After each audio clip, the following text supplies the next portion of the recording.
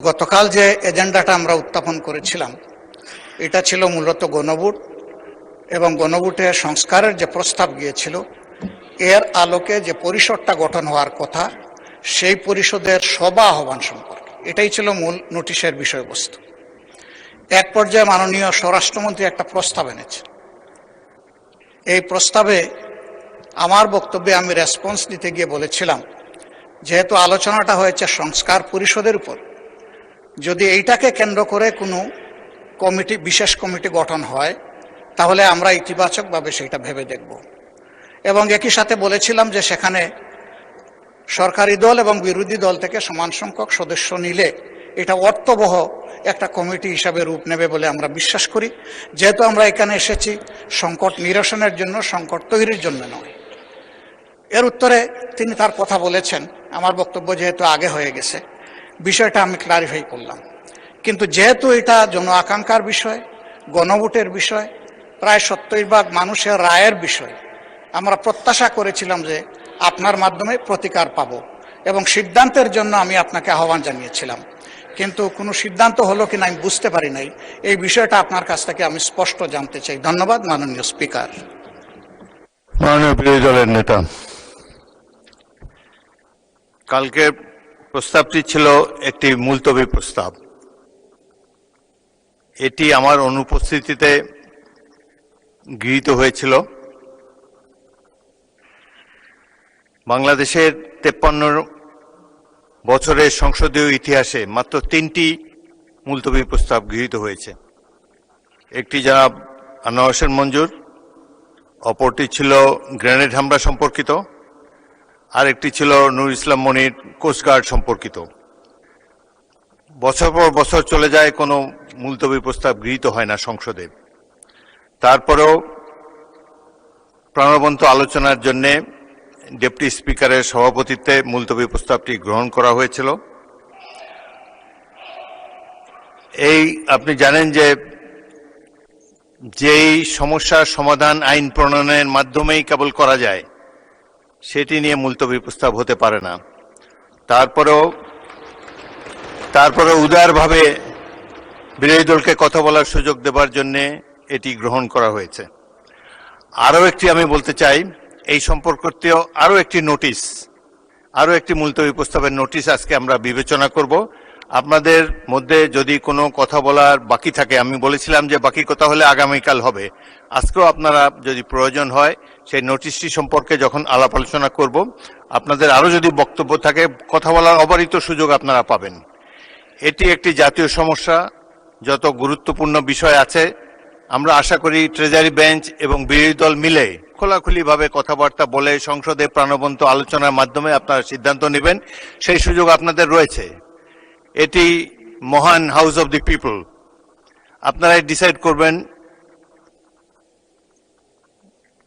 Rules of procedure অনুসারে আমরা যাতে পরিচালিত হতে পারি।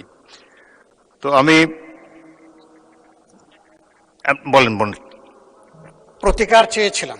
এ বিষয়টা কোনো দলের সাথে সম্পর্কিত না। যে বিষয়টা নির্বাচনের আগে সরকারি দল, বিরোধী দল সবাই একমত হয়েছিলাম, এর সপক্ষে কথাও বলেছি, ক্যাম্পেইন করেছি।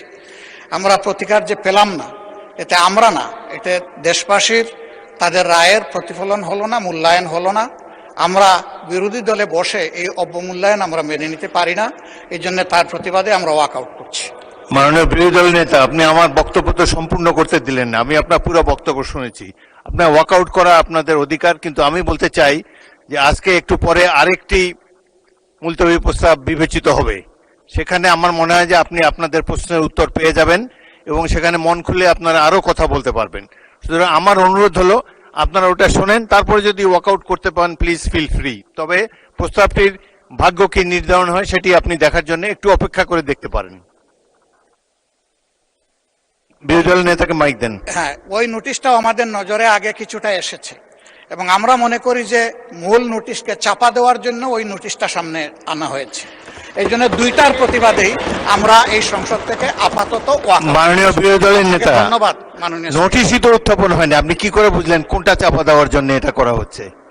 আমি অনুরোধ করছি একটু ধৈর্য ধরে অপেক্ষা করেন, নোটিশের বিষয়বস্তু শুনেন, তারপরে আপনারা feel free to walk out. আপনার অ্যাবসেন্সে এই হাউসে এই নোটিশটা পড়া হয়েছে। সংশ্লিষ্ট সদস্য এটা পড়েছেন, আমরা শুনেছি। এই জন্য আমরা বুঝে শুনেই বলছি যে এই দুই কারণেই আমরা এখন ওয়াকআউট করছি। আপনাকে ধন্যবাদ। নিশ্চয়ই সংসদীয় রীতি অনুযায়ী আপনারা ওয়াকআউট করতে পারেন, ফিল ফ্রি। ধন্যবাদ। ইয়েস, মাননীয় স্বরাষ্ট্রমন্ত্রী। মাননীয় স্পিকার, আপনাকে ধন্যবাদ। মাননীয় বিরোধী দলীয় নেতা ওয়াকআউট করতে চেয়েছেন, পার্লামেন্টারি কালচারে সেটা আছে, রাইট আছে, তারা ওয়াকআউট করতে পারেন।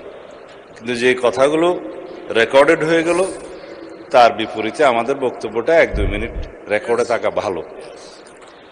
যে মুলতবি প্রস্তাবটা আপনার অনুপস্থিতিতে মাননীয় ডেপুটি স্পিকার প্রিজাইড করেছেন, উনি গ্রহণ করেছিলেন, তখনই আমি আপত্তি উত্থাপন করেছিলাম যেটা 68 বিধিতে হতে পারে, কিন্তু মুলতবি প্রস্তাব যে রুলস অফ প্রসিডিওর আছে তার মধ্যে আপনি রাইটলি আইডেন্টিফাইড করেছেন, সেটা আমি আগে উত্থাপন করেছি। যে বিষয়টি আইন প্রণয়নের মাধ্যমে নিষ্পত্তি হতে পারে সেরকম কোনো বিষয় মুলতবি প্রস্তাবে আলোচনা করার বিধান নাই। এটা আপনাদের উদারতা, আর হাউজের অভিভাবক হিসাবে জাতীয় গুরুত্বপূর্ণ ইস্যু হিসাবে উত্থাপিত হয়েছে, আপনি আলোচনার জন্য রেখেছেন এবং সেটা 2 ঘন্টা আলোচনার জন্য সময় নির্ধারিত হয়েছে, উভয় পক্ষে আলাপ আলোচনা হয়েছে। কিন্তু এটা যেহেতু বিধি বহির্ভূত এবং আলাপ আলোচনা হয়ে যাওয়ার পরে পার্লামেন্টের প্র্যাকটিস হচ্ছে ইট ইজ টকড আউট, আলোচিত হয়েছে, সুতরাং আলোচনার পরে নিষ্পত্তি কি হবে সেজন্য ভোটাভুটি দেওয়ার কোনো বিধান নাই। শুধুমাত্র মুলতবি প্রস্তাব উত্থাপিত হবে কি না, উত্থাপিত হবে অথবা হবে না, তার উপরে ভোটাভুটির বিধান আছে। কিন্তু আপনি যদি তখন ভোটাভুটি বিধান দিতেন তাহলে পরে এই আলোচনার প্রস্তাব উত্থাপিতই হতো না। অথবা আরেকটা আপনার অপশন আছে, স্পিকার হিসাবে আপনি কোন মুলতবি প্রস্তাব বিবেচনা করবেন অথবা বিবেচনা করবেন না, আপনি এটা রিড আউট করে, এটা প্রিভিলেজ হলো অপোজিশন মেম্বার কেউ যখন সরকারি কর্ম বাধাগ্রস্ত করতে চায়, ব্রিটিশ পার্লামেন্টের নজির অনুসারে তারা ট্রেজারি বেঞ্চের আলোচনা যাতে এগিয়ে না যায় সেজন্য মুলতবি প্রস্তাব তোলার পরে সেটা মুলতবি হলো কি হলো না সেটা স্পিকারের ইখতিয়ার অথবা ভোটাভুটির ইখতিয়ার। তখন মুলতবি প্রস্তাবটা আলোচনা না হলেও প্রিভিলেজটা হলো যে তাদের উত্থাপিত বিষয়টা আপনাকে পড়তে হয়, সেটাই। আর আমরা কোনো মুলতবি প্রস্তাব এখানে রিড আউট করি নাই মাননীয় স্পিকার। উনি যেটা বলেছেন সেটা অসত্য বলেছেন। যেটা মুলতবি প্রস্তাব আমিও শুনেছি আজকে একজন বেসরকারি সদস্য উত্থাপন করতে পারেন, সেটা আপনাকে বিবেচনা করতে হবে, যেহেতু একই বিষয়ে আপনি বিরোধী দলের মাননীয় নেতার একই রকম মুলতবি প্রস্তাব আপনি গ্রহণ করেছেন। এটা প্রেসিডেন্ট হিসেবে as a matter of right বেসরকারি সদস্য সেটা ক্লেম করতে পারে।